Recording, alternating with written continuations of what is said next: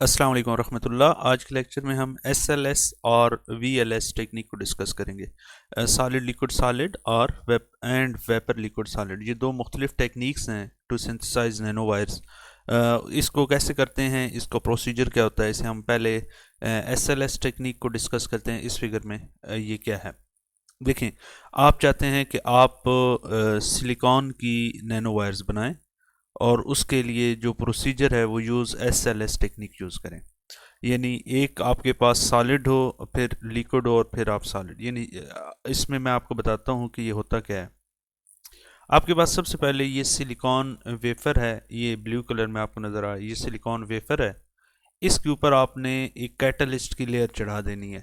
यानी ये वाली जो कोटिंग है, ये कैटलिस्ट की कोटिंग, ये कोई मेटल कोटिंग होगी। ये गोल्ड की हो सकती है, ये निकल की हो सकती है, ये कोबाल्ट की हो सकती है। कोई भी ऐसी लेयर कि ये वाला जो कैटलिस्ट लेयर है ये इसके साथ रिएक्ट ना करे, केमिकली कोई रिएक्शन ना हो। इनर्ट टाइप आप लेयर इसके ऊपर चढ़ाएंगे। अच्छा, जब ये लेयर आप इसके ऊपर होगी और इसकी थिकनेस लेस देन 5 नैनोमीटर होगी, इट मीन्स दैट कि बहुत ही थिन लेयर आप इसके ऊपर डिपॉजिट करा देंगे इस सिलिकॉन वेफर के ऊपर। अब आप क्या करेंगे, इसे हाई टेम्परेचर पे इसे मेल्ट कर, हाई टेम्परेचर पे इसे अनील करेंगे। हाई टेम्परेचर क्या होगा कि आप इसके यूटेक्टिक टेम्परेचर से ऊपर लेके जाएंगे ताकि ये वाली जो लेयर है ये मेल्ट हो जाए। और ये जब मेल्ट होगी तो ऑफ कोर्स यूटेक्टिक टेम्परेचर के ऊपर जब आप जाएंगे तो ये ऐसे नहीं है कि ये सिर्फ गोल्ड लेयर ये वाली ऊपर वाली मेल्ट होगी, बल्कि मेटल लेयर मेल्ट नहीं होगी, बल्कि उस टेम्परेचर से नीचे नीचे, यानी मेल्टिंग टेम्परेचर से पहले पहले कुछ सिलिकॉन डिफ्यूज़ होकर इस लेयर में जाएगी और ये एक तरह का सॉलिड सोल्यूशन बन जाएगा। यानी इस ड्रॉपलेट में ये अब लिक्विड हो गया, मेल्ट हो गया है। लेकिन ये सिर्फ गोल्ड नहीं है, इसका देखें ये ग्रीन कलर है, इसमें कलर चेंज हुआ है। इसका मतलब ये है कि ये एक सॉलिड सोल्यूशन होगा जिसमें हमारे पास सिलिकॉन भी होगी और गोल्ड भी होगी, ये दोनों इसमें होंगी। अब सिलिकॉन कहाँ से आई, ये गोल्ड है। इस लिक्विड ड्रॉपलेट में सिलिकॉन कहाँ से आई, नीचे वेफर से डिफ्यूज़ होकर यहाँ पे आ गई। और ये अभी ये जो पहले एक थिन लेयर थी ये मेल्ट हुई तो इसने एक सॉलिड सोल्यूशन टाइप ड्रॉपलेट बना लिया। अब इनके दरमियान डिस्टेंस बन गया। अब ये जो ड्रॉपलेट हैं ये एज अ कैटलिस्ट काम करेंगे। जितना इन ड्रॉपलेट का साइज़ होगा, नैनो वायर जो ग्रो करेंगी वो उसी साइज़ की होंगी। ओके, अब यहाँ से नैनो वायर्स कैसे बनेंगी, हम इसे टेम्परेचर पे, उसी टेम्परेचर पे हीट करते रहेंगे तो ये वाले जो सिलिकॉन वेफर है, सिलिकॉन में से सिलिकॉन डिफ्यूज़ होके इसमें आएगी। अब ये जो ड्रॉपलेट जो कि सॉलिड सोल्यूशन है, combination of silicon and gold है, इसमें सिलिकॉन आती जाएगी तो इसमें कंसंट्रेशन ऑफ सिलिकॉन बढ़ती जाएगी। और एक टाइम वो आएगा कि सिलिकॉन इतनी ज़्यादा हो जाएगी कि वो सिलिकॉन इसके ऊपर प्रिसिपिटेट आउट होना शुरू हो जाएगी। जैसे ही वो प्रिसिपिटेट आउट होना शुरू होगी तो ये सिलिकॉन इसके ऊपर, ये सिलिकॉन डिपॉजिट होते होते होते ये एक किस्म की सिलिकॉन की नैनो वायर्स बन जाएगी।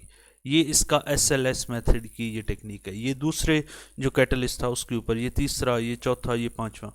तो depending upon the orientation of this droplet इनकी ग्रोथ की डायरेक्शन होगी। यानी कोई इधर जा रही है, कोई इधर जा रही है, तो हर एक में जो इसकी प्रेफर्ड ओरिएंटेशन है सिलिकॉन की उसमें ये ग्रो करेगी। इसमें ये वाली ये सिलिकॉन वेफर के ऊपर आप देख रहे हैं कि ये डिफ्यूज़ होकर सिलिकॉन इसके ऊपर चली गई है नीचे से, और ये फिर एक पॉइंट से इसने ग्रो करना स्टार्ट कर दिया। ये सिर्फ एक एनिमेशन टाइप है, ये पिक्चर ड्राइंग की गई है ताकि आप इसे समझ लें। इस मेथड को हम कहते हैं ये एसएलएस टेक्निक है। दूसरे मेथड में क्या होता है जिसे हम VLS कहते हैं। VLS में हमारे पास ये जो सिलिकॉन है ये वेफर से नहीं आती। यहाँ पर जो सिलिकॉन वेफर से ऊपर जा रही थी, VLS टेक्निक में हमारे पास डिफरेंट होता है। उसी तरह सिलिकॉन वेफर है, उसके ऊपर हम मेटल कैटलिस्ट हम डिपॉजिट करते हैं, उसे हीट करते हैं, अनील करते हैं, तो ये सॉलिड सोल्यूशन के ड्रॉपलेट्स बन जाते हैं। अब यहाँ से जो सिलिकॉन हमारे पास सोर्स है ना, वो यहाँ वेफर से सिलिकॉन यहाँ पर डिफ्यूज़ नहीं होगी। होगा क्या कि हमारे पास एक बाहर से वेपर फेज होगा। वेपर इसी वजह से इसे VLS टेक्निक कहते हैं, वेपर लिक्विड सॉलिड। यानी हम वेपर होता है, अब वेपर हमारे पास सिलिकॉन टेट्रा हाइड्राइड और या आर्गन के साथ हम इसे लाएंगे तो ये जो SiH4, ये देखें SI है और ये H4, ये जब यहाँ पे पहुँचेगी तो होगा क्या कि ये सिलिकॉन इसके अंदर डिफ्यूज़ हो जाएगी हाई टेम्परेचर पे।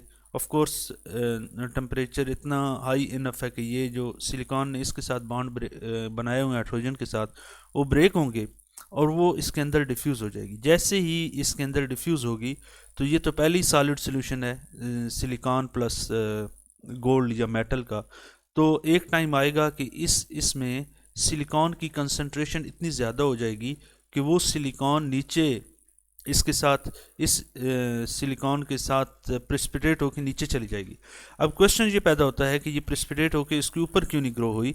उसकी वजह सरफेस फ्री एनर्जी है, जहाँ पर ये सिलिकॉन ज़्यादा, अब देखें जो मिस मैच है ना सिलिकॉन का इसके ऊपर ग्रो करने में और यहाँ पर नीचे ग्रो करने में, यहाँ पर गिब्स फ्री एनर्जी जो सरफेस फ्री एनर्जी है यहाँ पर कम है, यहाँ पर ज़्यादा है। सिलिकॉन जहाँ पर कम फ्री एनर्जी होगी, जहाँ ज़्यादा स्टेबल होगी, वहाँ आएगी।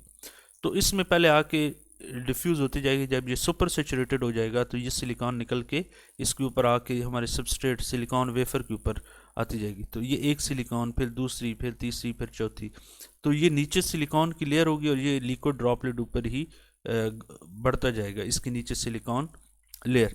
अब इसमें आप देखें कि इसने बिल्कुल, चूँकि लिक्विड ड्रॉपलेट ने सीधा ग्रो करना है, तो ये यहाँ पर जो इस तरह की प्रेफर्ड ओरिएंटेशन है उसका रोल कम है। इसमें बहुत ही पैरेलल और बहुत ही अच्छी नैनो वायर्स हमारे पास बिल्ट होती हैं इस मेथड में, वीएलएस में।